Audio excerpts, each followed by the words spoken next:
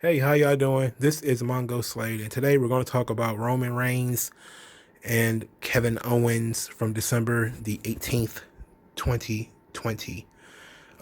So we got a lot of Kevin Owens and Roman Reigns on this episode of Smackdown. There was an excessive amount of Roman Reigns and Kevin Owens on this Smackdown. And to be quite honest, I think there was too much contact. There was also too much talking.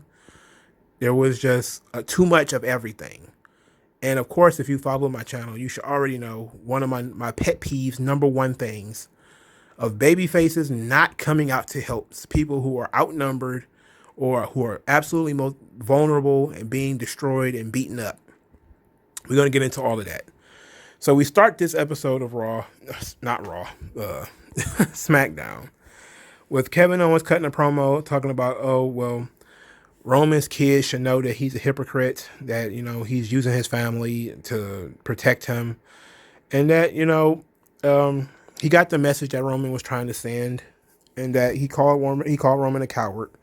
Paul Heyman told him not to do that, said that, he made a mistake thinking that Kevin Owens wanted to be a kissed, that he's really just a martyr. He's out here trying to, take one for the team. And he said, you're willing to pay any price to be the champion, but that makes you dangerous. And if you're dangerous, that means you got to be eradicated. You got to be taken out. Kevin Owens says, well, if you're not going to come send Roman out here, I'm going to come get Roman, which of course is a bad idea. Adam Pearce starts trying to talk Kevin Owens out of this. He goes to Roman's dressing room, beats on the door. Roman's not in there. Roman comes down the ramp. Roman's in the ring. So now Kevin Owens is watching Roman Reigns from the TV screen. So then Roman Reigns tells Kevin Owens, he didn't want to do this to Kevin Owens or his family. But Kevin Owens is trying to make him the bad guy. He said he's not a bad guy. He's just doing what's necessary to be the guy. And this is beyond Kevin Owens' pay grade. So, Kevin Owens doesn't understand, But he says he's going to give him the same chance he gave to Jay. If Kevin Owens will acknowledge Roman as his tribal chief at the head of the table, then he'll leave him alone. A public apology and an acknowledgement. That's all he wanted. And what he got was Kevin Owens marching to the ring, and then he was summarily attacked from behind by Jey Uso. So then Jey Uso, Kevin Owens fights. Roman gets down there. Roman does his part. Then, they beat up Kevin Owens. And nobody comes to help. Nobody does anything. Afterwards, Jay is in the back. He's like, oh yeah, we got him, Oos. We got him good this time. I think he understands now, Oos. And Roman's like, nah, I don't think you get it. We got to finish him off. Go finish him. So Jey Uso then finds Kevin Owens in the I think it's the training room, and he beat his ass in the training room, put him through a table, and it was like a lot of that, of these two guys just running circles around Kevin Owens, hitting him from behind with chairs and all kinds of, like, it was all night. They just kept doing that. Jay from behind, Jay for distraction, super kicking him. I mean, it really would make no sense for me to go through every single segment because most of them are the same. Kevin tries to go one way, Roman goes another way. When Kevin turns around and trying to do whatever Roman's doing, Jey Uso hits him from behind. So at the end of this whole nonsense is Kevin Owens buried in chairs and broken tables and a ladder in the middle of the ring after Jey Uso and Roman Reigns damn near beat him to death in the middle of the ring, to which not a soul tried to stop it. Not Adam Pearce, not any referees, no other baby faces, nobody. Nobody did anything. They just let it happen. And then you think to yourself, like I said to myself, man, like, surely Kevin Owens is not wrestling on Sunday. You just buried this guy. You put him through 4 fucking tables throughout the night. You beat him with copious amounts of chairs. You done hit him with the ladders. What more can you do? Like, do you have to, like, pull out a goddamn bow and arrow and put it through his fucking skull? Like, this is excessive. You know, like, it's ridiculous. When you start raising the bar like that, now you can't even justify Kevin Owens ever fucking losing, because he's not going to take this much punishment at TLC.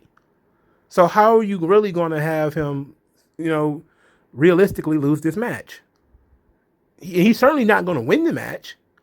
So how do you realistically have him take so much punishment in the go home show? That's the type of stuff I'm talking about. I talked about this with the whole AJ Styles and Drew McIntyre stuff. Like, you don't need to do this much. This is too much. And then here's the crazy thing. The guy fucking climbs out of the rubble at the end of the night, and he's still fucking talking. He climbs out of the rubble to cut another promo. And I just say to myself, like, I don't even give a fuck what he has to say. I don't care. He shouldn't be saying anything. Where's the drama? And that's really my point here, is that this stuff lacks drama. It does. It lacks drama. I get the story that you're trying to tell. You're trying to tell me how tough Kevin Owens is and how undaunted he is. I get that. But how am I supposed to build sympathy for the guy if, one, he has no fucking help and he keeps trying to fight these two guys by himself, and he's been doing this for weeks? Now you just look stupid. After you do it the first couple of times, you look tough. Now you just look fucking dumb. Okay, the second thing is, how am I going to be sympathetic if the guy keeps getting fucking up? If he keeps getting up, where does the sympathy come from? He keeps getting up. Obviously, they're not doing a good enough job. So guess what? Continue until we can get some fucking sympathy out of this thing. Beat him to death if you have to in order to get some sympathy out of this thing. Because obviously, you're not going to get any sympathy if the guy keeps getting up. All right? And you can say, well, I kind of felt bad for him. I'm like, well, you have a lower bar for sympathy than I do. I didn't feel bad for him. Once he pulled himself up from the rubble and he started talking, I was like, oh, fuck. Are you serious? He gonna have to get a fucking 12-gauge shotgun to this motherfucker in order to stop him. Now, that's not going. No, that sucks, because by comparison, the match is not going to be as good. For starters, you're giving away too much. You already giving away all the gimmicks. You done broke all the goddamn tables. You done hit him with 1,000 chairs. You done hit him with 1,000 ladders. What am I paying to see now? I've seen you do everything that you were going to do at the show. Everything that you were going to do, you've already done it.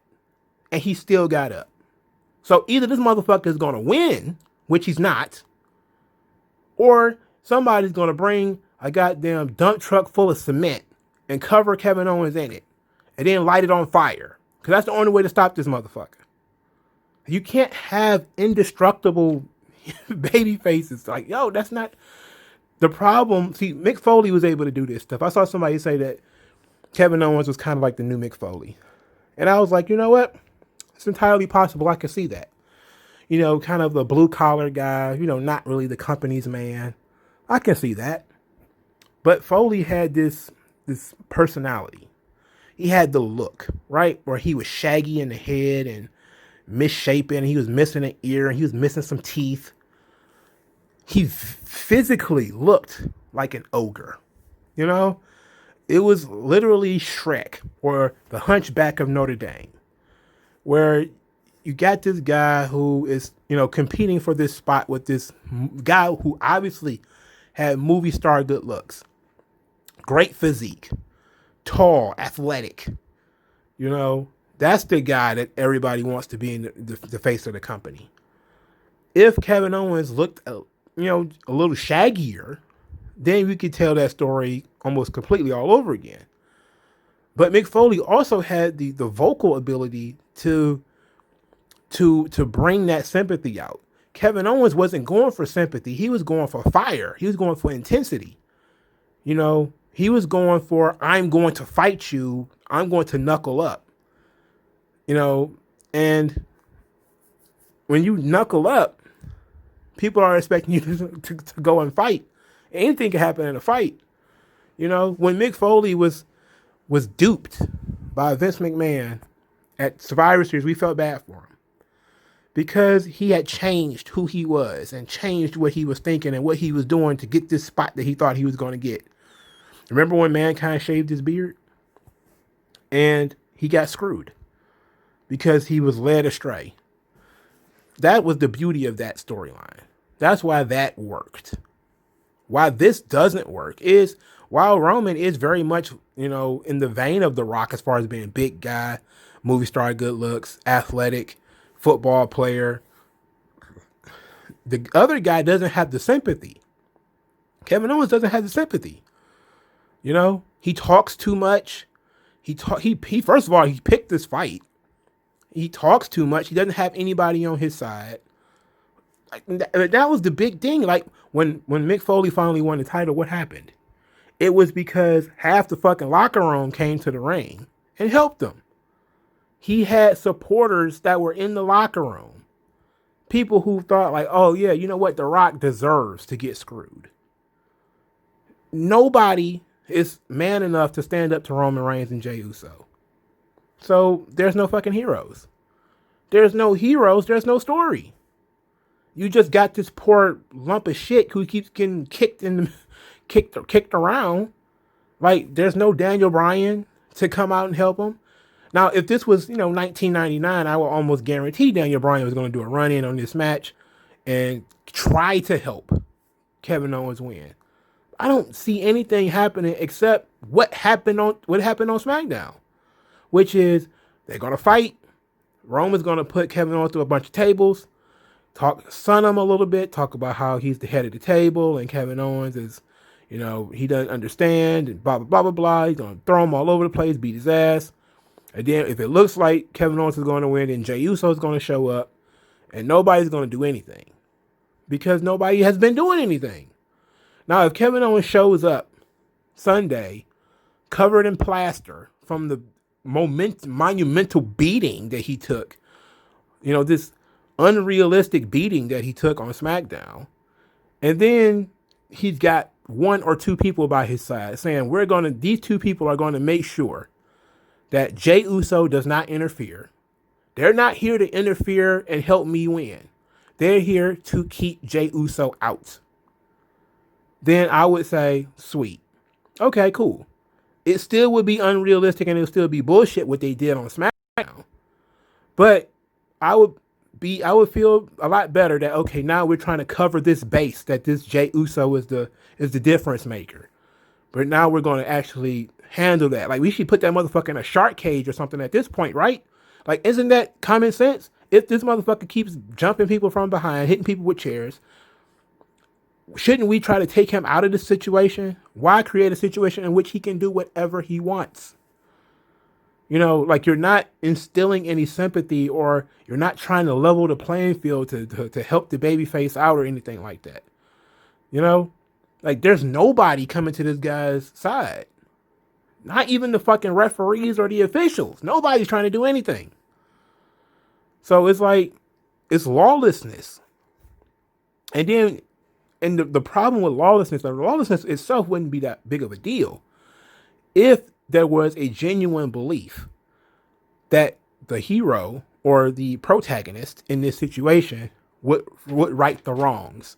If I was certain that Kevin Owens was going to win this match, I wouldn't be talking like this. I would say, oh yeah, they did a good job of burying him in chairs and beating his ass and really setting this up so he can make a comeback. But I know that he's not going to win. So, and everybody knows he's not going to win. So why are you digging such a huge hole and then telling me, oh, he's going to crawl out of that hole? And I know he's not getting out of that fucking hole. I know he's not getting out. He's just going to keep digging the fucking hole bigger and bigger and bigger and bigger and bigger. And at some point, it just becomes fucking Looney Tunes comedy. Because it's like watching, an ant in a bottle or something like that. We know he's not getting out of there. It's a waste of my time to sit here and watch it. And that's the difference between writing compelling drama and writing what the fuck they wrote on SmackDown. And that's the reason why I didn't like it. Because if they'd have hit him, because he came out limping, right? He came through to SmackDown limping. If they'd have beat him up, put him through a table, and then left it at that, they did a stretcher spot where he got beat up in the dressing room.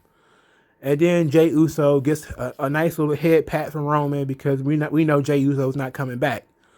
You know, okay, fine, thumbs up. Now we got a cliffhanger here.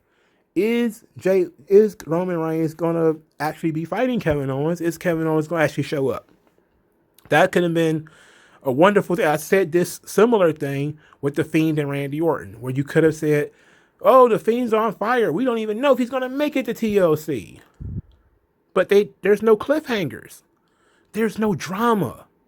There's no story. There's no imagination. I can't even imagine what's going to happen. Not only was Kevin Owens standing, he was fucking talking. And not only did he stand and fucking talk, he had a fucking segment on Talking Smack.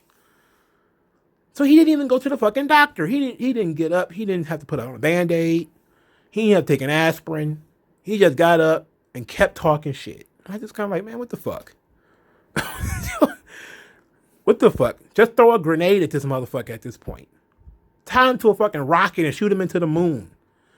Do something. We've reached the Looney Tunes levels of pain tolerance. It's absolutely ridiculous. That's just me. You know, I know I'm probably on the other side of the fence on this one. A lot of people seem to have really liked the Roman Reigns, Kevin Owens stuff. Look, it jumped the shark with me. Maybe it's because I'm not a fan of Kevin Owens. And I don't find him to be sympathetic. But I said I wanted to see more of his family. And that's the thing, you know? Like, you could have did this and then had this guy, you know, questioning whether he should show up at TLC because how bad this beating he got was. And that, you know, he could have cut a promo. Like, imagine if you would have done this same thing 2 weeks ago. And then he sent a tape in saying, you know, after that beating, my wife said, don't show up to TLC. My kid said, Daddy, don't go. You know, the championship is not worth it. Then how much more dramatic would that have been? Wouldn't that have been more dramatic than him crawling from the rubble? Roman. Who the fuck cares? Like, you okay? Get your ass up. Go get some water. You'll be all right. Like, come on, bro. Drag this shit out. Like, dudes used to get hit with a chair once, and miss the next show. Now you got motherfuckers getting buried in tables and chairs and ladders, who he said were his friends, by the way. Oh, I'm in the ring. All of these are my friends. And now he's buried in friends. This is stupid. This was stupid, man. And I could tell that they wrote this show knowing it was going to be on FS1 and that it was going to get low ratings and nobody's really going to watch it. So they just threw a bunch of shit on there that nobody really cared about. You know? And it's unfortunate. But this felt like a throwaway episode and it was the go home show. I'm sorry, I don't like this. If you did like it, explain to me why you liked it in the comment section below. I am willing to listen to all arguments. I am not steadfast in my opinion. I'm willing to listen to see what anybody else may have thought. But if you like what I do, you liked at least my explanation of why I didn't like it. Hit me in the comment section with your disagreements or agreements. Also, if you like what I do, send me $1, send me some money. Or if you kind of like what I do and say, well, maybe not this time, but maybe next time, then hit the like and maybe the subscribe button to keep track of what I do. So thank you guys for listening. I appreciate your time and I shall talk to you guys later.